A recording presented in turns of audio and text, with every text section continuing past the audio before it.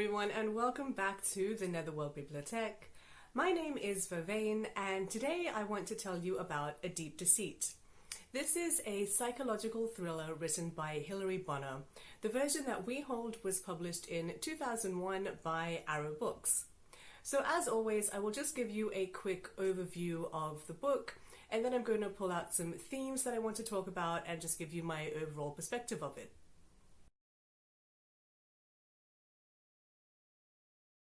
So you open the first page and suddenly you are in a domestic violence scene. So if that is not a topic that you want to engage with, then I would say this is not the book for you, because domestic violence is a reoccurring topic in this book. So we read the first encounter and we find that this is a nightmare that the main character Suzanne is having. So 7 years ago, she was in an abusive marriage and she sometimes has nightmares about being back in that situation. But we snap forward 7 years. She's now with her new partner, Carl, who is this American who's like her knight in shining armor who took her away from her abusive relationship. So Carl and Suzanne met in London. Suzanne was in a park crying one day. She's an artistic person, and her respite from her abusive relationship is when she's alone, going to art galleries or going to parks. One day she's in a park crying by herself and Carl finds her. She's distressed. He tries to comfort her. They begin speaking. A situation happens that allows Suzanne to leave her husband. I won't go into too much detail. And they relocate to Cornwall, which is in the west of England. Suzanne does not work. Her whole life she has been mollycoddled, and I'm using that word just because I don't think I'll ever have another excuse to use it, but Suzanne has been mollycoddled her whole life. She was raised by her grandmother, who was just overprotective and just wanted to wrap her in cotton wool. And then when Suzanne got married, her husband took over care and control of her. There's really no other way to say it. Suzanne has never had agency or autonomy and has never been encouraged to take care of herself. So she found herself isolated and seemingly powerless in her abusive relationship. Carl comes along, he's like her knight in shining armor. They relocate to Cornwall, and Suzanne does not work, but Carl is a painter, and they have a meager existence, living off the proceeds from the sale of his artwork. Things are going well, minus the occasional nightmare that Suzanne has, when suddenly they get a letter in the mail which is along the lines of, "I know what you did last summer." A couple more letters arrive, and finally someone scratches something along these lines into their car, and Carl says, "Okay, we have to run away, the past has caught up with us." Now, Suzanne does have something in her past related to her husband and how she got away from him. So initially Suzanne is thinking, it's something to do with that, my husband is after me. What she doesn't know is that Carl also has skeletons in his closet, and as the book unfolds we find out more about who Carl is, and I think that's where the title A Deep Deceit comes from, because Suzanne had absolutely no idea who Carl was.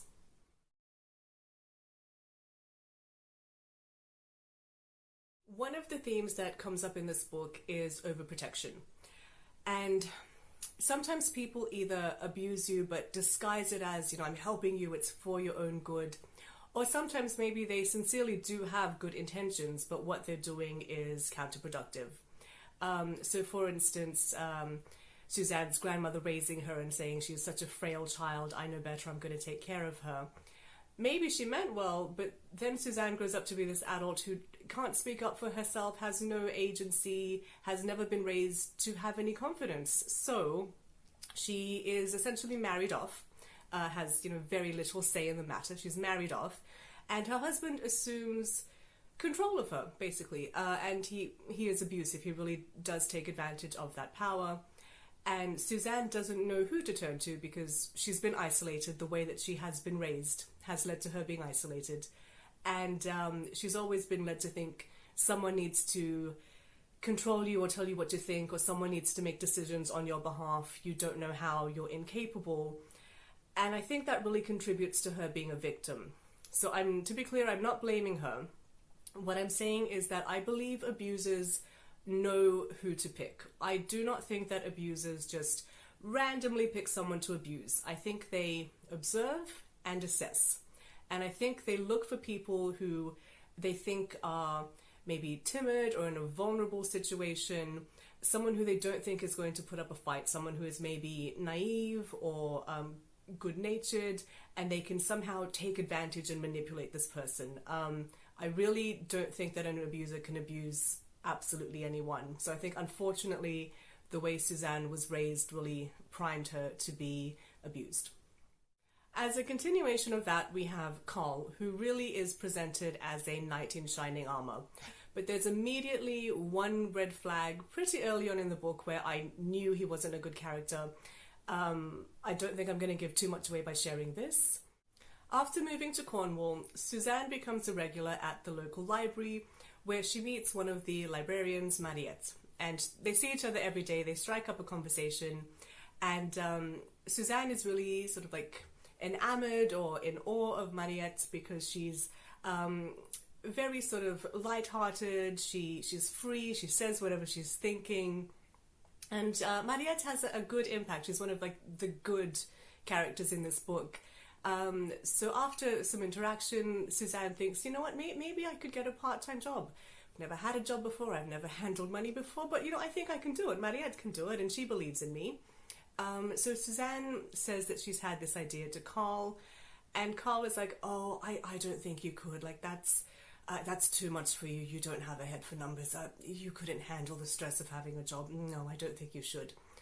And as soon as I read that passage, it's not even a passage, it's like one sentence, but as soon as I read that, the biggest red flag, I knew Carl was not a good character. If you want to do something to improve yourself, whether that is studying, whether that's applying for a managerial position, anything to improve yourself, grow personally, grow professionally, live your life to the fullest. If you want to do something good, and anyone in your life talks you down and says, no, you're not capable, it's a bad idea, that person is not a good influence in your life. That person does not have your best interest at heart. Now, if you wanted to do something reckless, if you were saying, I'm going to drop out of school and go be a junkie, obviously the people who love you should not be encouraging that kind of destructive behavior. But in the case of Suzanne, where she's like, well, I've never had a job before, I think I can do it, I would have independence, I would have a sense of responsibility, I would be more financially literate. Anyone who says to her as an adult, she has no cognitive disability, nothing like that. Anyone who says to her, oh no, I don't think you could, they are not a good person in your life. So if you have this dynamic with anyone in your life, they do not mean the best for you.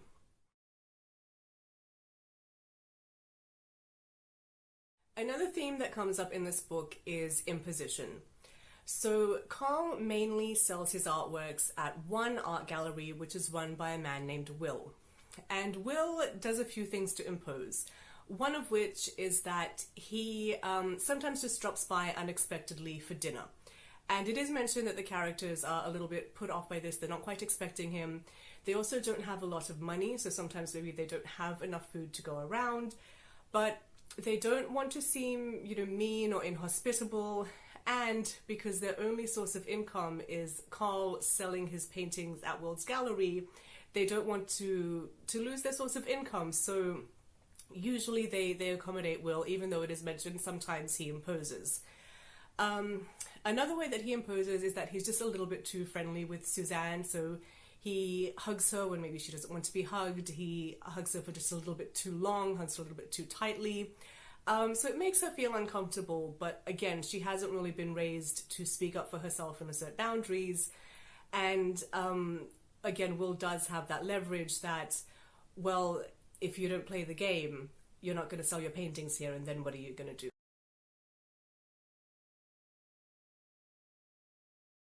So on the topic of show, don't tell, I really like the way money and frugality is explored in this book. So the author does say sometimes that they don't have a lot of money, but she also shows it. So for instance, she mentions the house is quite ramshackle, and she talks about how they mostly live in just one room of the house, and that in the evenings they like to use candlelight, one, because it adds mood, but two, in the candlelight you can't quite see all of the drawbacks of the house. The other thing that is a little bit more subtle, but I think is equally powerful, is the way food is used to communicate their limited means. So there are several times throughout this book when it's mentioned that the characters go to make dinner and they're just having pumpkin soup, or someone goes to have lunch and they just have some toast with butter. For an adult, just having one bowl of pumpkin soup, I don't think that is sufficient dinner. That's maybe the entree, but I don't think that is sufficient nutrients for an adult for a full meal. Likewise, just some toast with butter. I know I have that for breakfast too sometimes, but like as like a meal to sustain you for an adult, a couple of slices of bread and butter, I don't think is really the most nutritious meal that's going to sustain you. But this is one way that the author illustrates that these characters don't have a lot of money, this is what they're restricted to, and it does say that sometimes, only as a special treat, only occasionally, if Carl has sold a particular number of paintings, once in a while they might dine out at a restaurant, but that's really a treat, it's really a luxury for them. Lastly, there are just two more things I want to talk about. It's more about the way that the book is written. So there's quite a small cast, there's only a handful of characters, and it is mentioned that these two to live a quiet life, they are each other's world. But it's also useful for me as the reader because there's only like 5 characters and each one is distinct. Like there's one librarian, there's one art gallery director, there's one police officer, well, not quite, but anyway. It's a small cast, so it's easy for me to remember and distinguish who is who. Who is who? Sorry, I'm a little bit sick. I'm trying my best. I hope you can't hear how congested I am. So as opposed to some other Scandinavian crime fiction that I read, they have quite a large cast. They'll have, I don't know, like 10 detectives and 6 reporters and 13 victims, and there's the man walking the dog who found one of the bodies and blah, blah, blah. And if the characters are not very distinctive, I do get a bit muddled and I'm like, this is Johnson and this is Thompson. And who is who and who looks like what and what is this person's relationship to this person, so I can get a bit muddled. Whereas with A Deep Deceit, it's a small cast, it's a distinctive cast, so it was very easy for me to remember who is who and what their relationships are. And then the last thing that I wanted to talk about is the perspective. So this book is written in first-person perspective, or from first-person perspective, from Suzanne's point of view, and Suzanne is the victim. And I found that very striking. I noticed it very early on because I do read quite a bit of crime fiction, psychological thrillers. If you like that kind of stuff, I've got a bit more on my channel. I will link to some somewhere on the video. And usually those books are written from the perspective of the detective, sometimes from the reporter. Some books will jump back and forth and have sometimes the perspective of the detective, sometimes the reporter, a little bit from the perpetrator right before they commit the crime. But I don't remember reading any other crime novel that is first person from the point of the victim the whole way through. So that was something that really struck me. But yes, I think this video has gone on long enough. So I really liked this book. I enjoyed reading it. It was engaging. I think it's a standalone novel. I've never read anything else by Hilary Bonner, so I don't know if these characters go on to have a second life outside of this novel, but it is a book with a beginning, a middle, and an end. You don't need to have read anything beforehand. I don't know it to be part of a series, which again I really appreciate, because sometimes I'll find a book and I'll be like, oh, that looks really interesting, but it's book 4 of a 37-part series, and I'm like, oh, do I pick up this book or do I try to go all the way back to the beginning? I've done both those things. So with the Skullduggery Present books, I think Deathbringer was the first book I saw. The cover looked amazing, but I saw it was book 5, so I went all the way back to the beginning with Skullduggery Present. Whereas with the Millennium Trilogy, I was gifted the second book, which is it The Girl Who Played with Fire? Is that the second book in that series? Well, whatever the second book is, I was gifted that one, so I started reading it, and I could still follow the storyline. There were just a few minor things that I didn't get. My point, why am I even making this point? Why am I rambling? This seems to be a standalone novel, so you don't need to worry about where in the series it falls. I really enjoyed it. It's a psychological thriller. It's written from the victim's perspective. I will leave links in the description section if you want to purchase your own copy. That's it for me. Thank you for stopping by, and maybe I will see you next time.